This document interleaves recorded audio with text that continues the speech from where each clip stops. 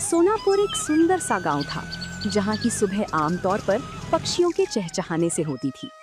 उसी गांव के चौक पर माधव अपनी रेड़ी को जोर लगाकर धक्का दे रहा था, जिस पर केवल पत्ता गोभियों का ढेर लगा था। सूरज सिर पर था और माधव के चेहरे पर निराशा। गोभी ले लो, ताजी पत्ता गोभी ले लो। तभी एक काकी उसके पास आई और कहा, अरे माधव, कल भी तो गोभी ही लाया था। क्या तेरे खेत में इसके अलावा और कुछ नहीं उगता? घर में सब अब गोभी देखकर मुंह बनाने लगे हैं। क्या करूं काकी, खेत में फसल ही यही हुई है। बहुत सस्ती दे रहा हूँ, 2 किलो ले लो। नहीं रे बेटा, मुफ्त में भी देगा तो कोई नहीं खाएगा। कुछ नया लाए तो बता देना। सबको कुछ नया चाहिए, पर नया लाने के लिए पैसे कहाँ से आएंगे? अगर आज ये गोभी नहीं बिकी तो कल का चूल्हा भी नहीं जल पाएगा। माधव वहीं सड़क किनारे बैठ गया। तभी उसका पुराना दोस्त सोमू वहां से गुजरा। क्या हुआ माधव, आज फिर गोभी का ढेर घर ले जा रहा है? हाँ सोमू, कोई भी इसे खरीदने को तैयार नहीं है। सब इन पत्ता गोभी से पक गए हैं। समझ नहीं आता इन पत्ता गोभियों का क्या करूं।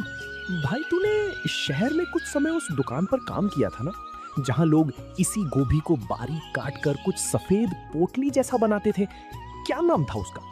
मोमोस? हाँ सोमू, वो लोग पत्ता गोभी का ही इस्तेमाल करते थे। सोमू की बात माधव के दिमाग में घर कर गई थी। उस शाम माधव घर लौटा तो उसके मन में एक ही धुन सवार थी। उसने अपनी बची हुई सबसे अच्छी पत्ता गोभी उठाई और उसे बारीक काटना शुरू किया। अगर मैं इन गोभियों को फेंकने के बजाय इनका रूप बदल दूं तो शायद बात बन जाए। मैदा घर में थोड़ा पड़ा ही है। वो रसोई में मसालों के साथ कुछ प्रयोग करने लगा। खुशबू फैलने लगी तो उसका पड़ोसी करीम चाचा अंदर आए। माधव मियाँ, ये कैसी खुशबू आ रही है? आज क्या कोई दावत की तैयारी है? आइए चाचा, दावत तो नहीं पर एक कोशिश कर रहा हूँ। ये देखिए, मैंने इन गोभियों को मसालों के साथ पकाकर इस मैदे की लोई में भर दिया है। अरे ये तो छोटी छोटी सफेद पोटलियां लग रही हैं। इन्हें तेल में तलोगे क्या? नहीं चाचा, इन्हें बस भाप में पकाऊंगा। ये बिना तेल का खाना होगा, जो गांव वालों के लिए बिल्कुल नया होगा। बिना तेल का? क्या लोग खाएंगे? यहाँ तो सबको तला भुना पसंद है। स्वाद अच्छा हुआ तो सब खाएंगे चाचा। बस दुआ कीजिए कि ये भाप में ठीक से पक जाए। कल सुबह गांव के चौराहे पर मैं इसी का ठेला लगाऊंगा। हिम्मत तो बड़ी है तेरी। चल ये पक जाए तो एक मुझे भी चखाना। अगली सुबह सूरज की पहली किरण के साथ ही माधव गांव के चौराहे पर पहुंच गया था। उसने अपनी रेड़ी के एक तरफ कटी हुई पत्ता गोभी रखी थी और दूसरी तरफ पीतल के एक बड़े बर्तन से भाप निकल रही थी। गांव के लोग जो रोज माधव को गोभी बेचते देखते थे, आज रुक रुक कर उसे ताकने लगे। तभी गांव का हलवाई बनवारी उसके ठेले पर आया और कहने लगा, अरे माधव, आज तेरा ये पत्ता गोभी का ठेला बड़ा चमक रहा है। ये बड़े बर्तन में क्या उबाल रहा है भाई? सुबह सुबह चाय बना रहा है क्या? नहीं बनवारी भाई, ये चाय नहीं है, इसे मोमोस कहते हैं। शहर का बड़ा मशहूर नाश्ता है। आज पहली बार अपने गांव में लाया हूँ। मो क्या? नाम तो बड़ा अजीब है, पर खुशबू बड़ी सौंधी आ रही है। इसमें डाला क्या है? वही अपनी ताजी पत्ता गोभी है भाई, बस बनाने का अंदाज नया है। ये देखिए, साथ में ये लाल चटनी भी है। तभी गांव का एक बुजुर्ग उसके पास आया और उसने कहा, बेटा, ये दिखने में तो बड़ा कोमल लग रहा है। क्या ये बुजुर्गों के खाने लायक है? मेरे दांत अब सख्त चीजें नहीं चबा पाते। बाबा, ये तो मुंह में जाते ही घुल जाएगा। ये भाप में पका है, बिल्कुल रूई जैसा नरम। आप बस एक बार जरा सा चक्कर देखिए। बुजुर्ग ने एक छोटा सा टुकड़ा चखा। पूरा चौराहा शांत हो गया। सब बुजुर्ग के चेहरे के भाव देख रहे थे। जैसे ही बुजुर्ग ने मोमोज का टुकड़ा चबाया, उनके चेहरे पर एक बड़ी सी मुस्कान फैल गई। माधव ने उन्हें थोड़ी और लाल चटनी दी। देखते ही देखते वहां मौजूद दूसरे लोग भी अपनी बारी का इंतजार करने लगे। वाह माधव, ये तो वाकई कमाल की चीज है। इतना नरम और जायकेदार, और ये लाल चटनी, इसने तो सोई हुई जुबान को जगा दिया। तभी वहां माधव का दोस्त सोमू भी आ जाता है। माधव, मुझे भी एक प्लेट दे भाई। कल तो तू बड़ा परेशान था और आज तूने यहाँ कमाल कर दिया। अब जल्दी जल्दी इसका स्वाद सबको चखा दे, लोग इंतजार कर रहे हैं। हाँ सोमू, सबको दूंगा, पर ध्यान रखना, चटनी थोड़ी तीखी है, संभल कर खाना। अरे माधव, तीखा ही तो असली मजा है। शहर में लोग क्या वाकई रोज यही खाते हैं? मुझे तो लगता था वहाँ के लोग बस महंगा खाना जानते हैं। हाँ काका, शहर में तो इसे खाने के लिए लंबी लाइनें लगती हैं। मैंने सोचा जब हमारे खेत में इतनी अच्छी गोभी होती है तो हम गांव वालों को ये स्वाद क्यों ना मिले। भाई माधव, तूने तो मेरी मिठाई की दुकान के सामने रौनक लगा दी। एक प्लेट मेरे लिए भी लगा। देखूं तो सही, इस पत्ता गोभी के नए अवतार में ऐसा क्या जादू है। दोपहर होते होते माधव की सारी पत्ता गोभी खत्म हो गई थी, लेकिन सब्जी के रूप में नहीं बल्कि मोमोज के रूप में। माधव ने आज पहली बार अपने हाथ में इतने पैसे देखे थे। उसकी आंखों में खुशी के आंसू थे और मन में एक नया हौसला। उसे समझ आ गया था कि मेहनत और नयापन कभी बेकार नहीं जाता। जिसके बाद अगले कुछ दिनों तक माधव का काम तेजी से चल पड़ा। अब लोग सुबह से ही माधव के आने का इंतजार करने लगे थे। लेकिन जैसे जैसे काम बढ़ा, माधव के पास संसाधनों की कमी होने लगी। उसके पास सिर्फ एक छोटा बर्तन था और अकेले सारा काम करना उसके लिए मुश्किल होता जा रहा था। गोभी काटना, मैदा गूंथना, फिर उसे बेलना और फिर भाप देना, अकेले करते करते हाथ जवाब देने लगे हैं। पर अगर रुक गया तो लोग निराश हो जाएंगे। तभी करीम चाचा उसके पास आते हैं और कहते हैं, क्या बात है माधव मियाँ, काम कैसा चल रहा है? आज चेहरे पर वो चमक नहीं है जो हमेशा रहती है। काफी थके थके से भी लग रहे हो। चाचा, काम तो बहुत है पर हाथ सिर्फ 2 हैं। लोग को मेरे हाथों के मोमोज बहुत पसंद आने हैं और अब वे उसे ज्यादा मात्रा में मांग रहे हैं।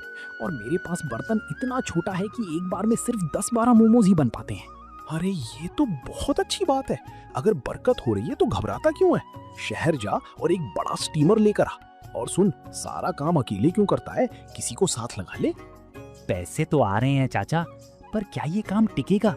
कहीं लोग 4 दिन बाद ऊब गए तो मेरी सारी कमाई डूब जाएगी। मेहनत कभी नहीं डूबती बेटा। तूने साधारण सी पत्ता गोभी को पहचान दिलाई है। अब खुद को एक बड़ा व्यापारी बनाने की सोच। करीम चाचा की सलाह मानकर माधव ने अगले दिन अपनी रेहड़ी नहीं लगाई। वो पास के बड़े कस्बे के बाजार गया। वहाँ की भीड़ भाड़ देखकर उसे अपने पुराने दिन याद आ गए, जब वो दूसरों की दुकानों पर काम करता था।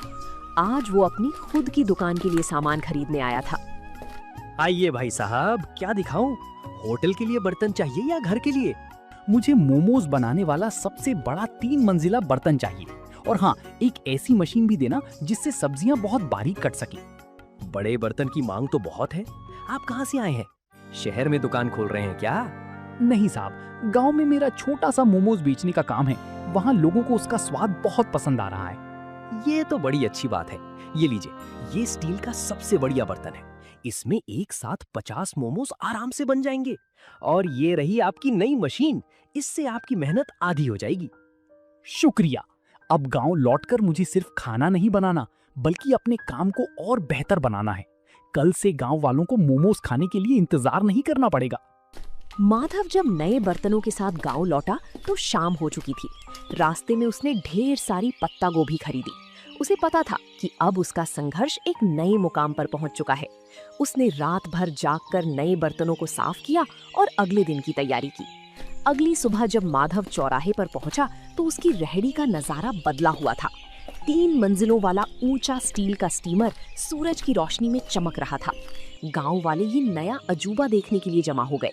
माधव के चेहरे पर एक नई चमक थी, क्योंकि अब उसे ग्राहकों को इंतजार नहीं कराना पड़ता था। वाह भाई माधव, ये क्या रॉकेट ले आया आज? ये तो बड़ा आलीशान लग रहा है। रॉकेट नहीं है सोमू भाई, ये 3 मंजिला स्टीमर है। अब एक साथ कई लोग मोमोज खा पाएंगे।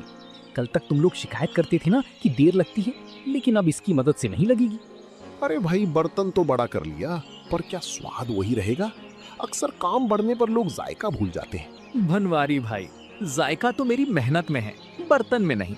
आप बस देखते जाइए। आज मैंने चटनी में एक खास चीज और मिलाई है, खेत का ताजा पुदीना। माधव, सुना है तूने कस्बे से कोई मशीन भी मंगवाई है? क्या आप मशीन से खाना बनाएगा? नहीं काका, मशीन सिर्फ सब्जियां बारीक काटने के लिए है। मेहनत तो अभी भी इन हाथों की ही रहेगी। मशीन से बस मेरा समय बचेगा ताकि मैं आप सबको गर्मा गर्म खाना खिला सकूं। उस दिन माधव की रेहड़ी पर इतनी भीड़ थी कि गांव का मुख्य रास्ता जाम होने लगा। माधव बड़ी फुर्ती से हाथ चला रहा था। वो पत्ता गोभी की फिलिंग भरता, उन्हें आकार देता और स्टीमर में सजाता। कुछ ही मिनटों में भाप के साथ मोमोज तैयार हो जाते। तभी गांव के पटवारी जी अपनी गाड़ी से वहां रुके। माधव, ये क्या शोर मचा रखा है तुमने? पूरा गांव यहीं जमा हो गया है क्या? प्रणाम पटवारी जी, कुछ नया शुरू किया है। ये पत्ता गोभी के मोमोज हैं। आप भी जरा चक्कर देखिए, फिर बताइएगा कि गांव में ये कैसा लग रहा है। पटवारी जी ने जैसे ही एक निवाला खाया तो उन्होंने कहा, वाकई मैंने शहर में कई जगह के मोमोज खाए हैं, पर तुम्हारी ये पत्ता गोभी की फिलिंग और ये देसी पुदीने वाली चटनी, इसका कोई जवाब नहीं। तुमने तो कमाल कर दिया। शुक्रिया साहब, बस सोच रहा था कि अपनी गोभी को फेंकने से अच्छा है उसे इस तरह लोगों तक पहुंचाया जाए। माधव, अगले हफ्ते तहसील के कुछ बड़े अधिकारी गांव आ रहे हैं। क्या तुम उनके लिए भी ऐसा कुछ इंतजाम कर सकते हो? मैं चाहता हूँ वो देखें कि हमारे गांव के युवक कितने मेहनती हैं। ये तो मेरे लिए सौभाग्य की बात होगी साहब। मैं उनके लिए सबसे बेहतरीन मोमोज तैयार रखूंगा। माधव के लिए ये सिर्फ एक ऑर्डर नहीं था, बल्कि उसके हुनर को मिलने वाली सरकारी पहचान की शुरुआत थी। उस रात माधव ने चैन की नींद ली, क्योंकि अब वो सिर्फ एक गरीब सब्जी वाला नहीं, बल्कि गांव का मोमोज मैन बन चुका था। पटवारी जी का वादा माधव के लिए एक बहुत बड़ी चुनौती और अवसर दोनों था। तहसील के अधिकारियों का आना कोई छोटी बात नहीं थी। माधव ने तय किया कि वो इस मौके को हाथ से जाने नहीं देगा। उसने अपने छोटे से रसोई घर को साफ किया और अपनी रेहड़ी को अच्छे से सजाया। माधव बेटा, कल का दिन बहुत बड़ा है। सुना है शहर से बड़े साहब लोग आ रहे हैं। क्या तूने सारी तैयारी कर ली? हाँ चाचा, मैंने आज सुबह ही खेत से सबसे ताजी और कोमल पत्ता गोभी तोड़ी है। मैं नहीं चाहता कि स्वाद में जरा भी कमी रहे, बस थोड़ा डर लग रहा है। डर कैसा? तूने तो पूरे गांव का दिल जीत लिया है। वो तो फिर भी बाहर के लोग हैं। बस अपनी सादगी और सफाई का ध्यान रखना। सोमू, तू कल मेरी मदद करेगा? मुझे प्लेटें लगाने और पानी पिलाने के लिए किसी भरोसेमंद इंसान की जरूरत होगी। तू चिंता क्यों करता है भाई? मैं सुबह ही पहुंच जाऊंगा। हम दिखा देंगे कि हमारे गांव का स्वाद किसी बड़े शहर के होटल से कम नहीं है। दोपहर का समय था। तहसील के अधिकारी अपनी गाड़ियों से गांव की चौपाल पर पहुंचे। पटवारी जी ने गर्व के साथ माधव की रेहड़ी की ओर इशारा किया। माधव के चेहरे पर एक विनम्र मुस्कान थी।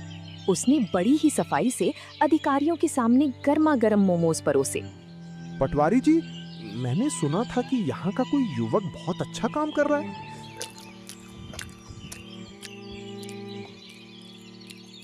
अरे ये तो वाकई लाजवाब है। इतना हल्का और इतना शुद्ध स्वाद। शुक्रिया साहब, ये सब मेरे खेत की पत्ता गोभी का कमाल है। मैंने इसमें कोई बनावटी मसाला नहीं डाला है।